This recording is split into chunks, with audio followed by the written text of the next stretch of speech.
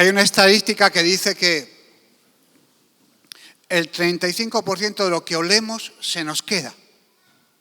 Un perfume, un olor que pasas ahí, eso dice que en nuestra mente hay un 35% que se nos queda. También hay otra estadística que decía que el 10% de lo que leemos, eso se nos queda. Y el 20% de lo que escuchamos, eso se nos queda en nuestra mente, lo que guarda nuestra CPU. O sea, más o menos de lo que yo voy a decir aquí quedará un 20% entonces, ¿no? Espero que no sea así, ¿no? Que nos superemos, ¿no? Que nos superemos un poquito más, ¿no? Sería muy bueno, además. Ezequiel 47. Libro de Ezequiel, Antiguo Pacto, 47:1. Cuando lo tengáis, decir amén para que yo también sepa que me estáis siguiendo. Tan pronto. Hay algunos que todavía están buscando. Ezequiel 47:1 dice así la palabra de Dios. Habla de las aguas, ¿no? Las aguas a veces simbolizan la palabra. Las aguas vivas, que habla Juan 4.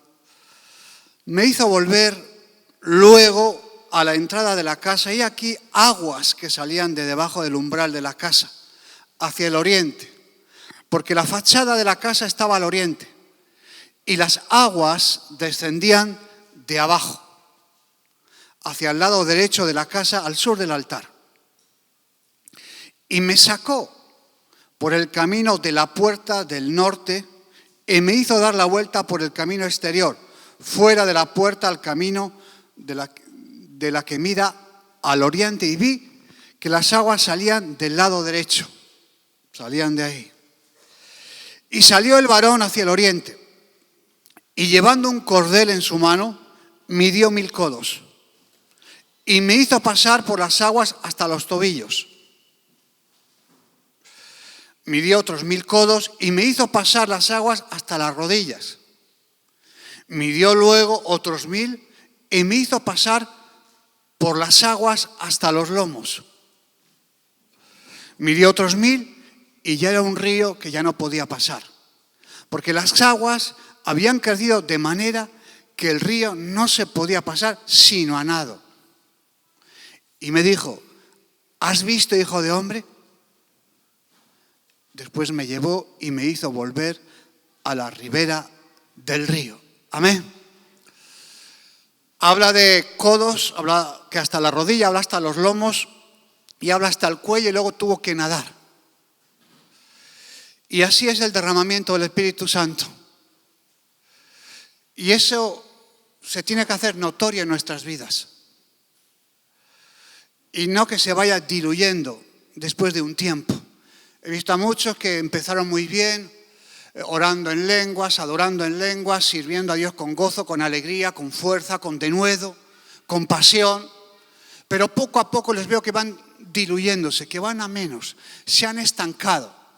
Vino una prueba, vino una dificultad, vino un pecado grosero en sus vidas, vino unas dificultades que ellos no sabían cómo lidiar y se quedaron ahí.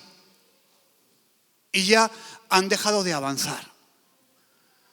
Ya el Espíritu Santo parece como que lo han contristado y no hay un avance.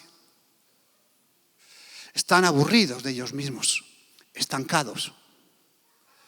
Hablan de Dios, comparten, pueden presentar un culto, tocar alabanza, pueden vender, pueden hacer muchas gestiones dentro de la comunidad o la congregación, pero su vida espiritual es fría, es tibia. No hay aguas vivas, no hay esa pasión, esa fuerza espiritual. Y pasaron su desierto, pero no acabaron saliendo llenos del Espíritu. Jesús fue, dice que al desierto, dice en Mateo 4, en Lucas y en Marcos, que Jesucristo recibió el bautismo del Espíritu Santo en el río Jordán, cuando bajó esa paloma. y dijo: este es mi hijo amado, del cual tengo mi complacencia, a él escuchar, a él oír. Dice que en ese bautismo del Espíritu Santo entró en el desierto a una prueba dura de 40 días y 40 noches de ayuno, oración. Y cuando dice que el diablo vino una, y vino dos, y vino tres, Jesús claramente, sujeto a la palabra, las tres, lo lidió, dice que salió mucho mejor que como entró. Las pruebas no menguaron. Las pruebas fueron superadas y salió con el poder, la llenura, salió mucho más fortalecido que como entró.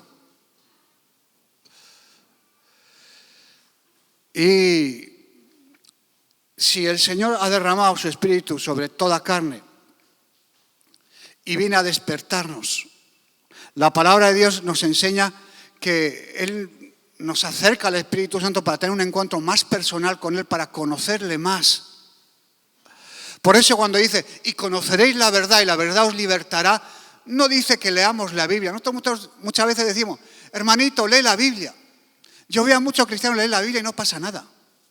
Están peor incluso cuando leen la Biblia. Es que la Biblia no es para leer, es para meditar, es para escudriñar y es para aplicarla en tu vida. Con leer no pasa nada, generalmente.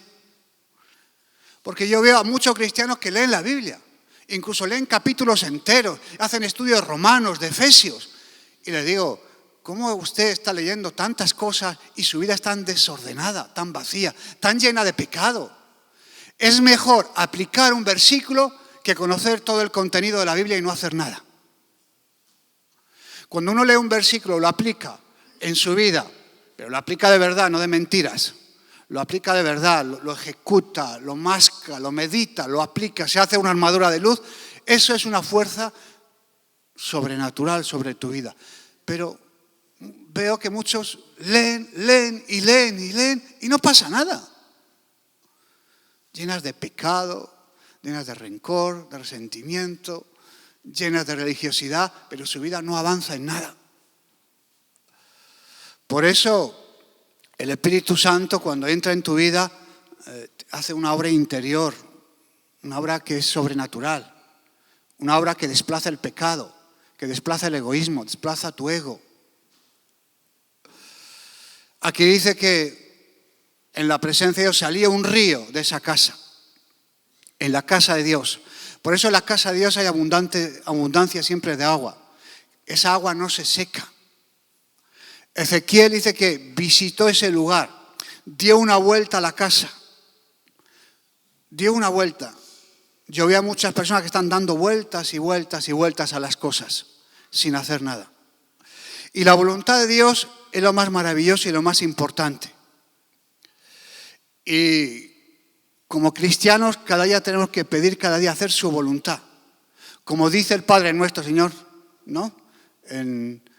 Cuando nosotros leemos la oración modelo del Padre nuestro: Padre nuestro que estás en los cielos, santificado sea tu nombre. ¿Qué más dice?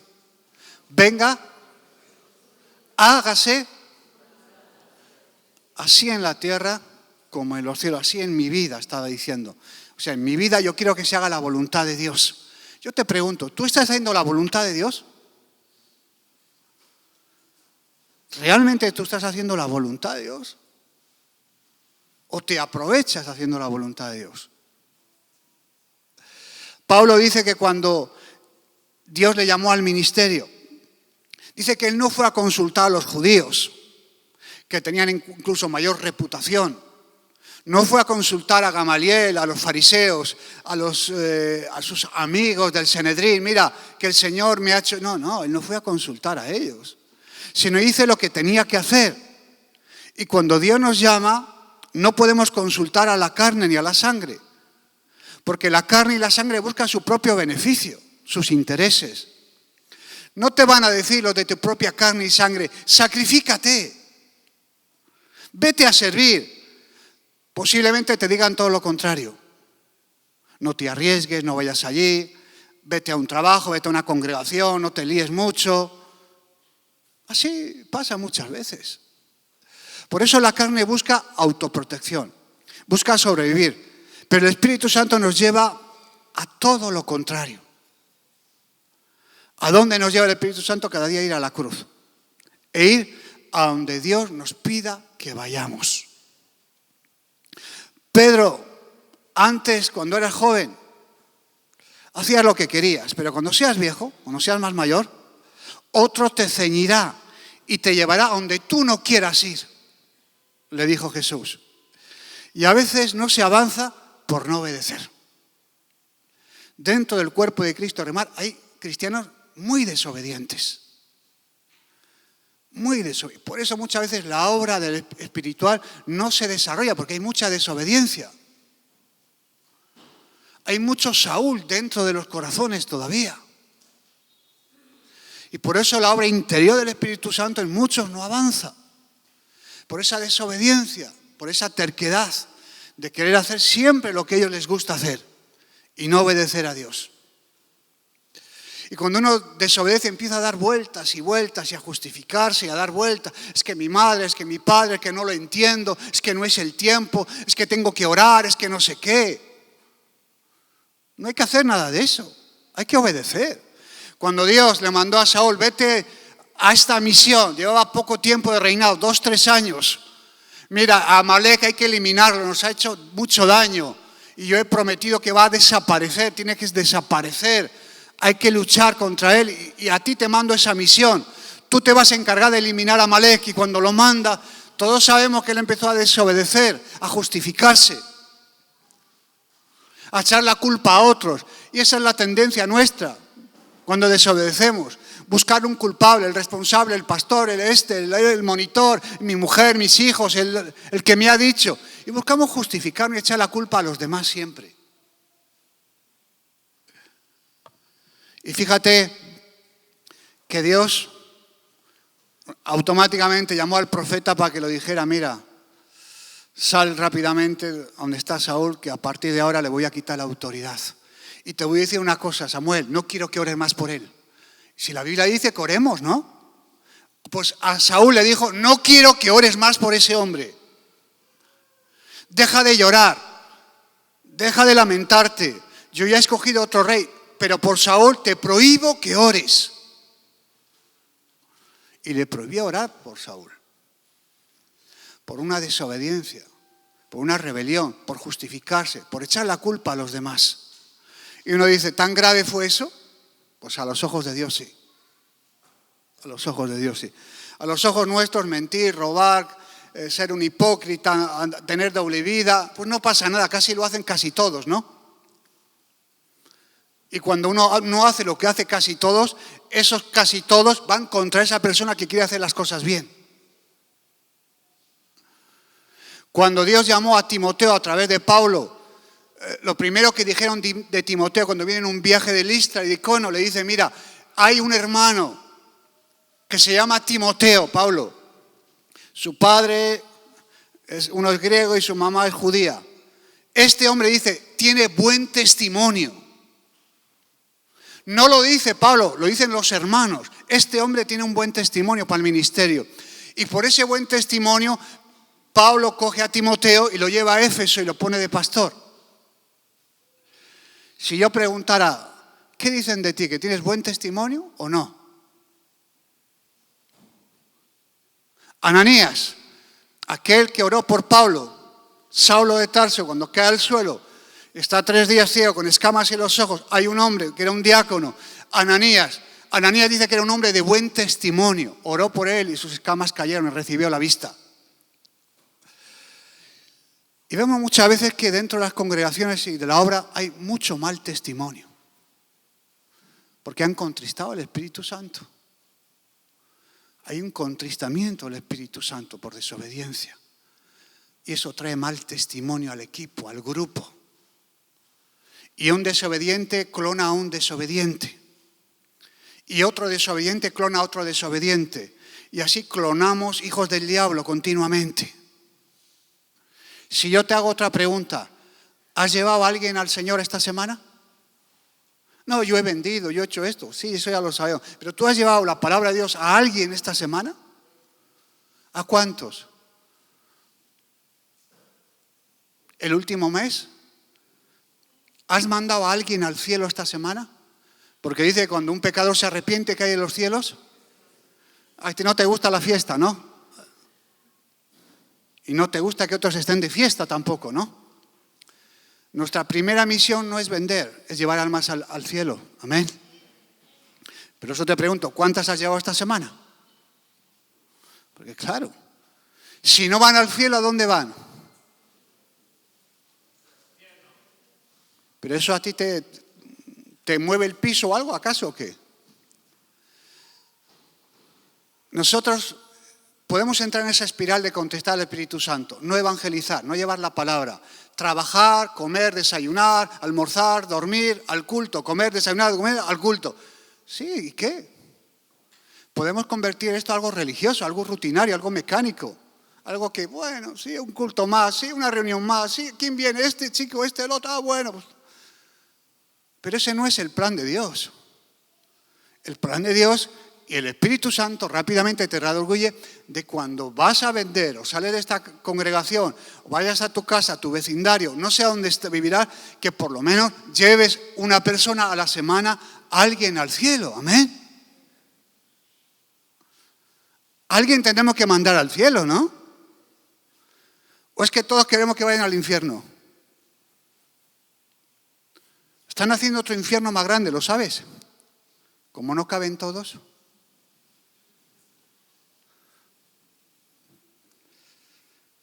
¿Y eso dónde lo pone la Biblia? En ningún lado, pues. Algunos son así. No, ¿dónde está eso en la Biblia? ¿Dónde está eso en la Biblia? Pues en ningún lado. Pero el infierno existe, ¿sabe, no? Y hay muchos versículos que dicen que hay infierno. Por eso, hermanos y hermanas, la palabra de Dios nos pide todo. Amar al Señor con todo el corazón. Amar al Señor con toda el alma. Amar al Señor con todas las fuerzas. Amar al Señor como al prójimo, como a ti mismo. Y sabemos los versículos, además. Pero no nos damos cuenta es que Dios nos va a pedir todo. Jesús lo ha dado todo, o sea, tiene el derecho de pedirlo todo. El amor que todo lo da. Esa palabra de Pablo, ¿no? Todo lo tengo por basura. Un erudito, todo lo tengo por basura. Que soy de la tribu de Benjamín, lo tengo por basura. Que he estudiado en Gamaliel, el mejor erudito, lo tengo por basura. Que soy fariseo de fariseos, lo tengo por basura. Por amor a Cristo. Todo es todo. Todo. Lo dejaron todo y le siguieron a Jesús. Y cuando la Biblia habla algo de todo, es algo muy fuerte. Todo es todo, hermano, hermana. Todo es todo. Quiere decir que nada queda fuera. Y cuando no hay integridad, cuando quedan cosas en el terreno de la ambigüedad, ahí uno no sabe dónde está pisando. Ya no es todo, es parte. Sabiendo que Dios lo pide todo. Ahora nosotros podemos seguir dando vueltas a las cosas. Pero yo quiero estar dispuesto a todo con el Señor. Amén. No que lo puedo todo. No estoy diciendo eso. No que sea el mejor. Yo no estoy diciendo eso. Señor, que cuando tú me lo pidas, yo esté dispuesto a darlo todo. Que nada yo te pueda negar. Que nada me pueda yo aferrar. Jesús, siendo en forma de Dios, dice que no se aferró, sino que se despojó, se sometió a todas las desventajas de ser Dios, renunciando las ventajas de ser Dios.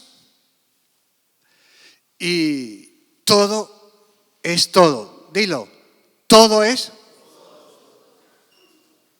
No, es que a mí yo no lo entiendo, todo es todo.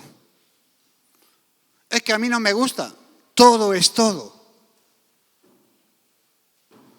Todo es todo.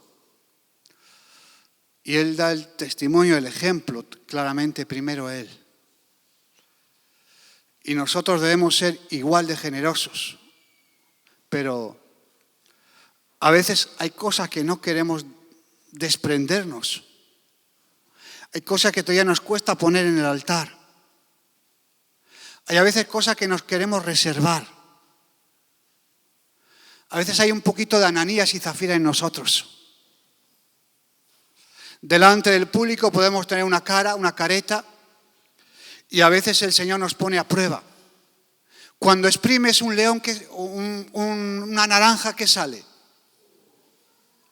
Cuando el Señor te exprime, ¿qué sale?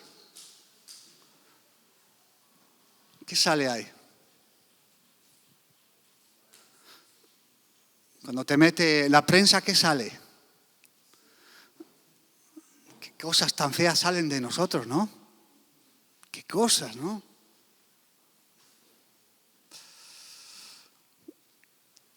Cuando el Señor nos prueba nuestra imagen pública y nuestra imagen pública se cae, nuestra reputación.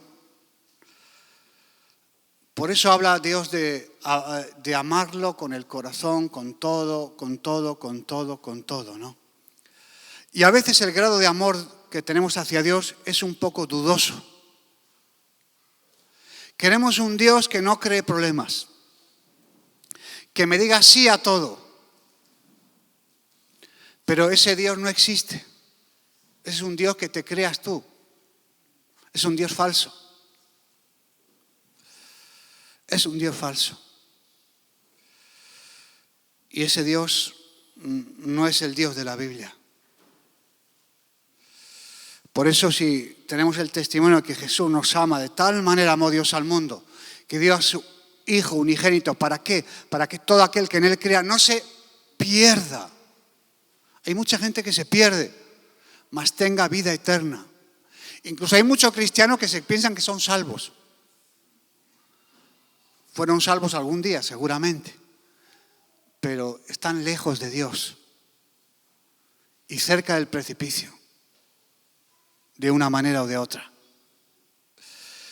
¿Y cómo podemos devolver ese amor que el Señor nos ha dado? Por la forma de decirle sería: Señor, henme aquí. Henme aquí, cuenta conmigo. Y para ver la gloria de Dios hay que mojarse un poco. Dice que salió Ezequiel, un varón. Ese varón habla un símbolo del Espíritu Santo.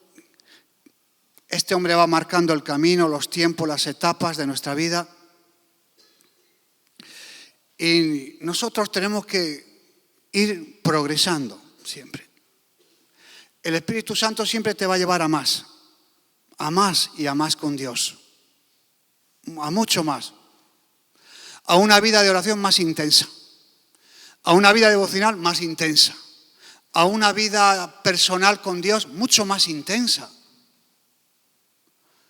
Pero veo demasiadas personas atascadas, muy atascadas de hace tiempo además, donde el Espíritu Santo no está fluyendo en sus vidas, donde oran todos los días, sirven todos los días, trabajan todos los días, pero no hay aguas vivas en sus corazones, en sus almas. Hacen un trabajo de rutina muchas veces. Y midió 1000 codos y el río aumentó de tal forma que las aguas cubrieron los tobillos. Algunos dicen: yo me comprometo con Dios, pero un poquito. Un poquito. Un poquito. Un poquito nada más. Un poco, que me quite los problemas, que me quite los temores. Midió otros 1000 codos y otra etapa, otro trayecto con el Espíritu Santo. Porque el Espíritu Santo siempre está en movimiento continuamente. Continuamente.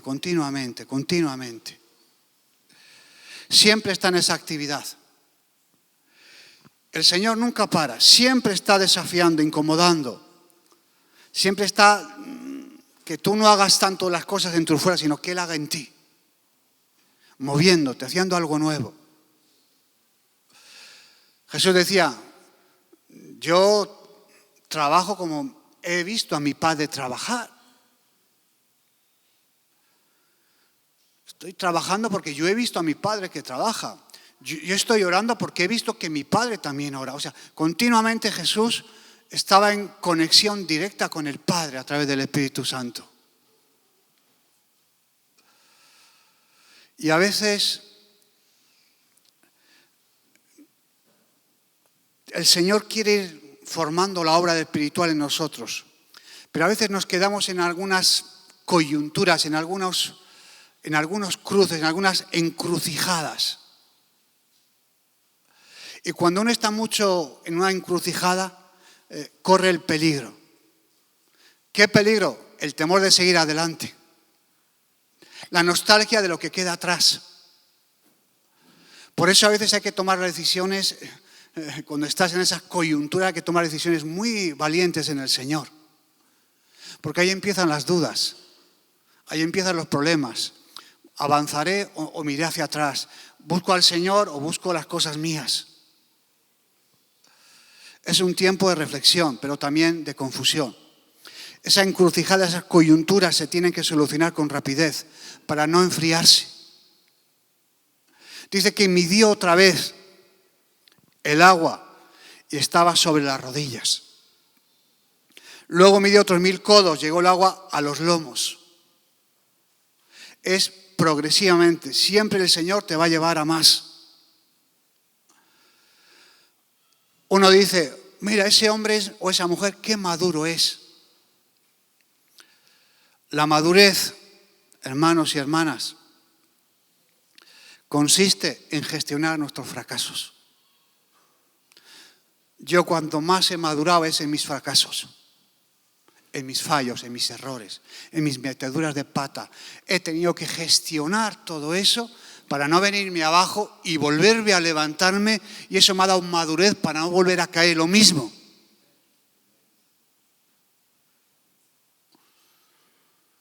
Eso es importante. Cuando tú caigas, estés debilitado, enfermo, cuando estés en luchas, has caído en algún pecado, en una debilidad, que bueno, ya digas, ya estoy condenado, nadie me tiene en cuenta, ya soy un inútil, ya no sirvo para nada, nadie me va a dar una oportunidad. No.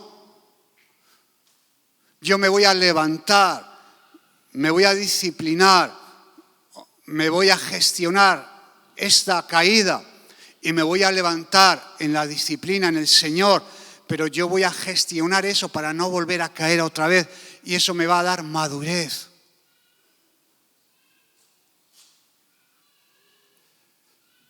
Voy a ser mucho más maduro ahora, voy a ser más precavido, voy a estar mucho más agarrado a Dios, porque sé que esa debilidad lo que me puede llevar a fracasar.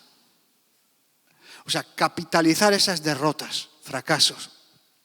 David un día viene con sus soldados y cuando va al campamento vio que los enemigos, los filisteos, se habían llevado a su familia, a todas las mujeres, y dijo, Dios mío, ¿ahora qué hago?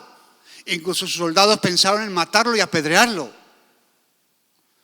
En esa derrota que los enemigos, los filisteos, habían capturado, secuestrado a toda su familia, la familia de todos sus soldados que habían allí, David tenía dos opciones: o salir huyendo, o ir a la presencia de Dios, ponerse el efod como se puso, empezó a orar, a gestionar ese fracaso en el Señor, a ver lo que iba a hacer.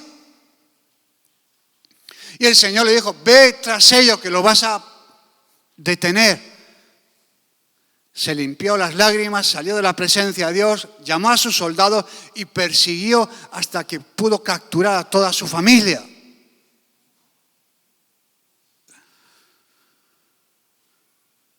Y él se fortaleció en el Señor, buscó su presencia, le dio el coraje, le dio la sabiduría. Por eso cuando tú y yo fracasemos, nos debilitemos, nos enfermemos, caigamos en un pecado, etcétera, etcétera, esa es un poquito nos está mostrando el camino que tenemos que escoger. Esa es la coyuntura. O buscas a Dios o vuelves atrás. David fue a buscar a Dios. Allí se arrodilló, se buscó el efod sacerdotal y empezó allí a orar y a orar y a orar hasta que Dios le dio la respuesta. En la vida hay dos cosas. Uno es saber lo que tenemos que hacer. Casi todos sabemos lo que tenemos que hacer. Algunos, muy pocos, no quieren saberlo. Y segundo, Una vez que sabes lo que tienes que hacer, tienes que tener el coraje de hacerlo. Lo repito, todavía alguno está. ¿Qué revelación tiene el pastor? Es una cosa tan sencilla, ¿no? Saber lo que tienes que hacer y luego tener el coraje de hacerlo. No, yo ya sabía que el hermano estaba mal. Yo ya sabía que eso iba a pasar. Siempre pasa eso, ¿no? Pero nunca tienen el coraje de solucionar nada. Es que yo ya lo veía, pero nunca tuviste el coraje de hacer nada. No diste la voz, no diste solución, sino te callaste, te justificaste y buscaste 100 excusas para decir que, bueno, yo no le dije porque yo no quería quedar mal, porque se iba a enfadar. Siempre buscamos excusas. David se fortaleció en el Señor y consiguió recuperarlo todo. O sea, supo administrar el fracaso. Supo administrar la derrota, la tragedia. Y en eso consiste la madurez, hermanos y hermanas. La madurez no significa que sepas mucho la Torá, la Biblia, que sepas aconsejar, y está bien todo eso. Está bien todo eso. Yo pensaba que cuando levanta la mano y acepta a Jesús, que es como tu Señor y Salvador, decía, bueno, a mí se me acabaron los problemas. Todo va a mejorar. Sí, mejoraron algunas cosas, pero otras empeoraron. Por eso hay que decir que servir al Señor es gratis. Eso es mentira. ¿Dónde está eso que servir a Jesucristo es gratis? Que la salvación es gratis. Alguien tuvo que pagar esa salvación. No es gratis. Alguien tuvo que morir en la cruz. O sea, nunca es gratis la salvación. Y todo lo que hagamos, sean cosas naturales, espirituales, no importa, todo tiene que ser dentro de nosotros, inspirada por Dios. Señor, inspírame para hacer este trabajo. Inspírame a hacer estas cosas. Inspírame tú. Que Dios nos siga hablando, nos siga desafiando y nos mojemos un poco más. El Señor luego le llevó a una etapa más profunda. El río era tan caudaloso que solo podía cruzarlo nadando. Cuando ya no dependes mucho de ti. Habla de abandonarnos en sus manos. Creer en Él hasta las máximas consecuencias. Dejar el control al Espíritu Santo. Jesús le dijo a sus discípulos, dice que los envió de 2 en 2. Y dice que los envió sin bolsa y sin alforja, en una situación de desventaja total. Seguramente si nosotros tenemos que mandar a nuestros hijos, no les mandaríamos sin bolsa y sin alforja. El sandwichito, la bebida, el no sé qué, llévate la ropa, que no tengas frío. Voy a llamar para que te recojan y duermas allí. O sea, nosotros hacemos un show allí que vamos. Que no le falte nada al niño. Pero el Señor los manda sin bolsa y sin alforja. De 2 en 2 los manda allí, pum, pum, a evangelizar. Eso jamás lo haríamos nosotros, lógicamente, ¿no? Y cuando vuelven, les pregunta, ¿os faltó algo? Nada. Los demonios se nos sujetaban. Hemos visto el reino de Dios ahí. Tremendo. Tremendo. Se habían abandonado en las manos de Dios. ¿Cuánto nos cuesta abandonarnos en las manos de Dios? ¿Hace cuánto que no te has abandonado en las manos de Dios? Y confiamos tanto en nuestras fuerzas. Decidieron obedecer y confiar en Dios y no confiar en sus fuerzas. Yo le creo a Dios en mi corazón como usted. Y si no lo hago, no es que no le creo, es que tengo a veces debilidades y a veces no hago su voluntad. No es que no le creo, no es que no le quiero obedecer, es alguna debilidad que me impide hacer su voluntad. Pero no me justifico por eso. A veces somos frágiles y necesitamos algunos puntos de referencia, de apoyo para sostenernos. Un día Dios te sacará de la barca, de la central, para cubrir otros puntos, por llevarte a otro departamento, o a otra ciudad, o a otro país, o a otro continente. Y estarás preparado para ese salto. ¿Estarás dispuesto a que el Señor te use de esa manera? Uno dirá, sí, conmigo puede contar. Otros dirán, a mí que ni me toque. Yo no estoy para eso. Uno dirán, sí, yo sí. Otros dirán, alto, que yo estoy bien como estoy. No me metas desafíos. Otros están en restauración y necesitan ser restaurados para que el Señor luego los pueda usar.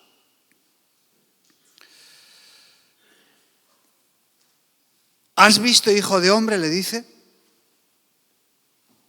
¿Cómo te sientes? ¿Cómo te encuentras? Dice que en ese capítulo dicen que había también alrededor a ambos lados árboles. En los laditos, en las veredas del río había árboles. Había árboles allí. Ahora vemos por todos lados falta de líderes, falta de discípulos. La palabra de Dios, toda potestad me es dada en el cielo y en la tierra. Id y hacer discípulos a todas las naciones. El que creyere fuera bautizado, el que no cree ya ha sido condenado. Y claro, ¿dónde están esos discípulos? Tenemos almas, tenemos jóvenes, tenemos matrimonios, tenemos próximos noviazgos, tenemos jóvenes, tenemos esto, pero ¿dónde están los discípulos? No, yo no puedo, yo estoy estudiando, no estoy preparado, estoy con noviazgo, no, mi hijo es pequeño. Todos son excusas. Todos son excusas. Muchas veces el ayuno es una gran herramienta. El ayuno y la oración. Y eso es bien importante para reproducir también y ampliar la visión. Qué bueno sería que le dijéramos al Señor, dame un hijo o una hija que yo pueda enseñar. Tenemos árboles en nuestro ministerio. Las aguas han crecido porque hemos obedecido al Señor. Toda la bendición que tenemos es resultado de la obediencia al Señor. Y cuando nos dejamos dirigir por el Espíritu Santo, no solo mojarnos hasta el tobillo, hasta las rodillas, hasta los lomos, sino el Señor te va a exigir más. El Señor nunca dice basta. Siempre hay más. Siempre tiene más. Siempre tiene más. El problema somos nosotros que nos conformamos. Hechos, ya para acabar, capítulo 1, verso 7. Hechos 1:7.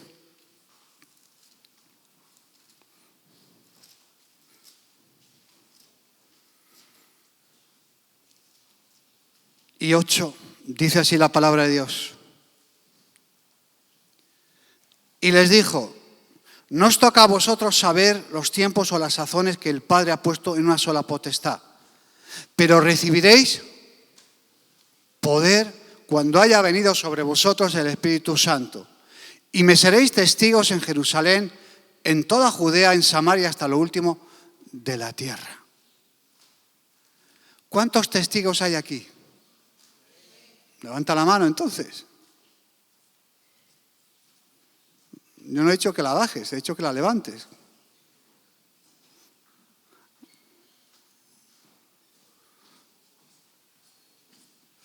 Tú no puedes ser testigo sin la llenura del Espíritu Santo. El poder que actúa, la autoridad del Espíritu. Y ese poder del Espíritu Santo es para ser un mártir. Es morir a ti mismo pasando por la cruz. Un testigo es alguien que vio. Alguien que vio. Alguien que vio. Y nos enseña la Biblia y el Espíritu Santo cómo testificar. Pero si tú lees la Biblia, pero no la vives, es que no has visto a Dios. No eres un testigo. Dice que los hermanos de Berea verificaban las Escrituras. Y la Biblia es la que nos revela a Jesucristo. Y la Biblia es la que habla de Jesucristo. Por eso Jesús dijo, el que no come mi carne y bebe mi sangre no tiene parte conmigo.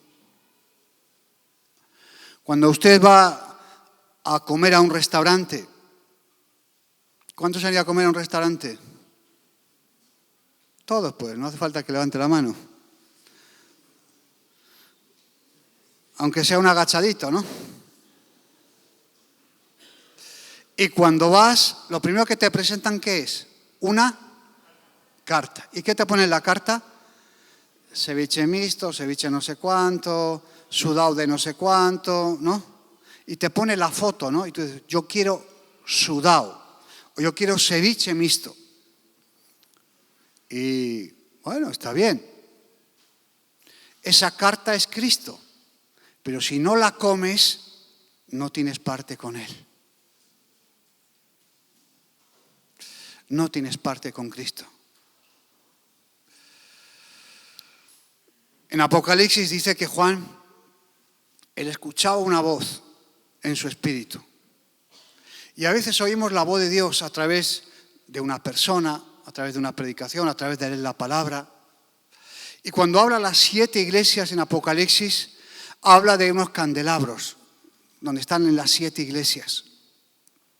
Y a veces nosotros nos enamoramos de los candelabros, nos enamoramos de la iglesia. Pero lo que tenemos que enamorarnos es de Dios.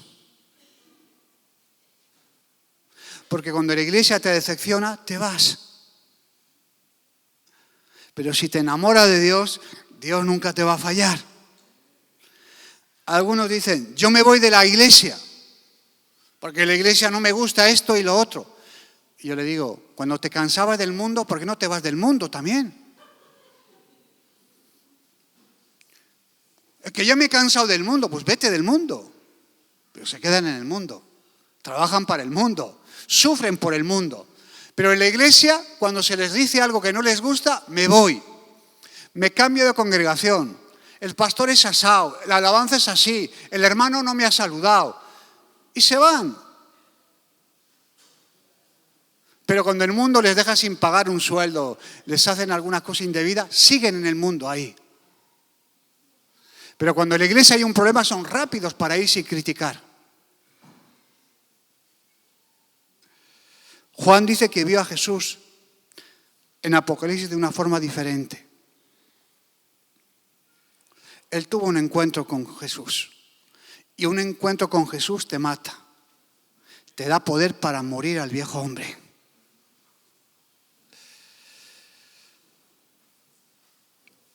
Caíste muerto, dice Juan, al ver la gloria de Dios allí. Vio la santidad, el amor de Jesús. Por eso, la verdad la tenemos que vivir. No puedes testificar algo que tú no has pasado. O sea, si eres un testigo de Jesucristo, tienes que haber visto a Jesucristo en tu vida. Y lo tienes que ver cada día para ser un testigo. Si no eres un testigo falso. Job era un hombre que sufrió mucho, todos lo sabemos. Pero él se creía un hombre justo, un hombre temeroso de Dios, apartado del mal, un hombre que hacía sacrificio, que daba consejos. pero un hombre que se justificaba a sí mismo. Él le dice, yo no me merezco todo lo que estoy pasando, yo no he hecho nada malo. Sus amigos le decían, algo malo habrás hecho. Y él dice, bueno, expondré mi queja al Señor. Y puso su caso al Señor. Y él dijo, conmigo se ha hecho una injusticia. No merezco este trato tan duro. Este sufrimiento yo no me lo merezco, Señor. Y él, en todo el libro de Job, mañana igual compartimos, se esforzó en dejar mal a Dios. Y así nos pasa a nosotros. Cuando creen que se ha hecho una injusticia en nosotros, nos esforzamos en dejar mal a los demás. Y todo el libro de Job es dejarle mal al Señor. ¿Qué pasa contigo? ¿Por qué estoy sufriendo? Y yo no me lo merezco. ¿Y por qué estoy enfermo? ¿Y por qué has matado a mis hijos? ¿Y por qué me he quedado sin mi esposa? ¿Y por qué mis amigos me dicen esto? Estás siendo injusto conmigo, Señor. Entonces el Señor le dice, ¿dónde estabas tú cuando hice el cielo y la tierra? ¿Acaso tú estabas ahí conmigo?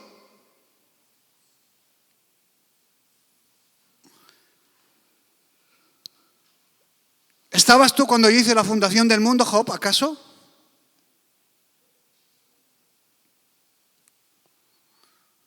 El Señor nos tiene que matar y luego resucitar. Tiene que matar a ese viejo hombre, a esa vieja estructura que hemos formado durante muchos años. Y todavía hay formas del viejo hombre que están con nosotros. Y cada día hay que matar a esa vieja estructura mentirosa, desobediente, rebelde, que contamina. Hay que llevarlo cada día a la destrucción. Cada día tiene que pasar por el filtro de la cruz. Cada día. Y cuanto más te acercas a la cruz, más ves lo indigno que eres. Pero algunos se creen buenos porque no van a la cruz. Cuando tú vas a la cruz y ahí ves la estructura de tu viejo hombre que todavía está ahí contigo, dices, qué desdichado soy todavía. Juan conocía a Dios en persona, cuando era el Cordero de Dios, y Juan vio en Apocalipsis a Jesús de otra forma muy diferente, el león de la tribu de Judá. Vio un león glorioso. Jesús antes de morir hizo muchos milagros. Después de morir fue diferente. Ya era el Rey de Reyes. Ya vino a reconciliarnos a todos en Cristo. Y, Señor, yo te quiero conocer mucho más. Yo me quiero encerrar en mi habitación hasta que realmente yo te vea, hasta que realmente yo te conozca. Antes de oídas, decía Job, pero ahora mis ojos te ven. Antes conocía a Dios en la bendición, pero en este trato tan duro que he tenido, ahora realmente yo conozco a Dios. Antes no lo conocía. Y veo demasiados cristianos que hablan que conocen a Dios, pero no conocen a Dios. Lo conocen como Job en un área solo. No lo conocen en el otra área de la tribulación, de la enfermedad, del rechazo, del trato de Dios. Por eso Job decía antes de oídas, ahora mis ojos te ven, ahora veo el trato que has tenido conmigo. Ahora yo veo la luz, ahora veo la bendición, ahora veo que Dios ha tratado en mi vida muchas áreas. Ahora te veo. Ahora sí te veo. Cristo no solo ha venido a perdonar pecados, sino a cambiar nuestra naturaleza. Es que me cuesta mucho morir, igual que a todos. Pero no puedes hablar lo que no vives. No puedes. Por eso te digo, es mejor vivir un versículo que no conocer toda la Torá, toda la Biblia, todos los versículos y bla, bla, bla, bla, bla, bla, y no sirve para nada. Ese versículo que tú lo aplicas, eso trae luz a tu vida. Eso trae armadura. Eso trae la vida del Espíritu a tu vida. Lo demás es letra no aplicada. Eso no crea armaduras de luz. Cuando Pablo habla de la armadura en Efesios, cuando habla del yelmo, el pectoral, la espada, el escudo, el cinturón, las sandalias, no es que te disfraces de soldado romano, pues. Es que vayas aplicando la palabra en tu vida. Cuando tú la aplicas se forma la armadura, el yelmo. Cuando tú vas armando y aplicándote se hace un pectoral. Cuando tú vas armándote y aplicando, se forma una espada, se forma un escudo de la fe, se forma el cinturón del Espíritu Santo, se forman las sandalias del apresto del Evangelio de la paz. Y eso no solo leyendo, no solo asistiendo al culto, no es solo cantando canciones, es aplicando la palabra de Dios en lo más profundo de tu ser. Amén.